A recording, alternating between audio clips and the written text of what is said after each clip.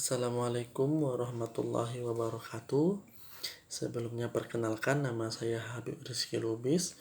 Di sini saya akan menjelaskan sedikit banyaknya tentang materi yang telah dipaparkan pada pertemuan ketujuh, yaitu untuk materi pertama mengenai dasar-dasar hukum banding di Pengadilan Tinggi Tata Usaha Negara.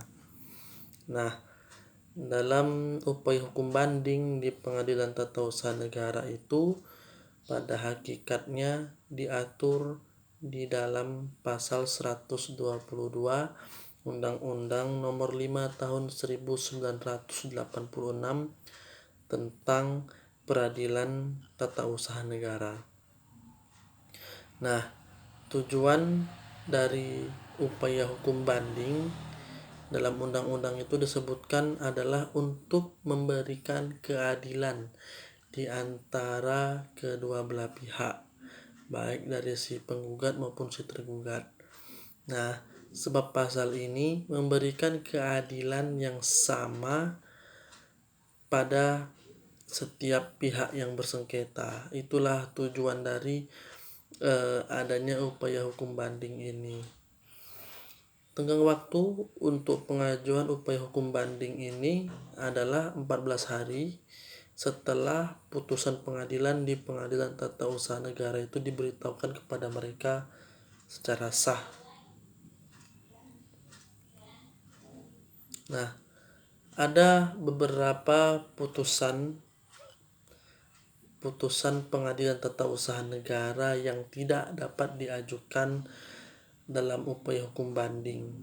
Di antaranya, yang pertama, penetapan dari Ketua Pengadilan Tata Usaha Negara mengenai permohonan untuk berperkara dengan cuma-cuma.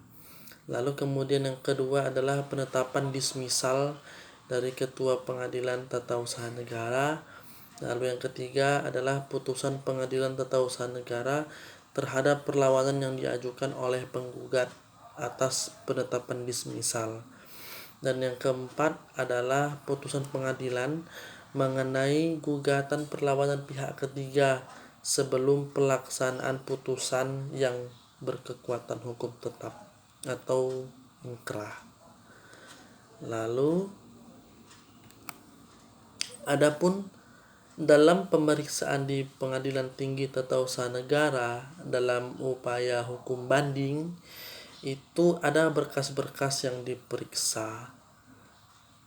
Yang diperiksa dalam pemeriksaan banding itu hanya berkas perkara yang dikirimkan oleh Panitera Pengadilan Tata Usaha Negara yang meliputi surat gugatan, kemudian replik, lalu duplik, kesimpulan, memori banding, kontra memori banding, pemeriksaan alat bukti, salinan putusan Pengadilan Tata Usaha Negara, dan dan berita acara sidang.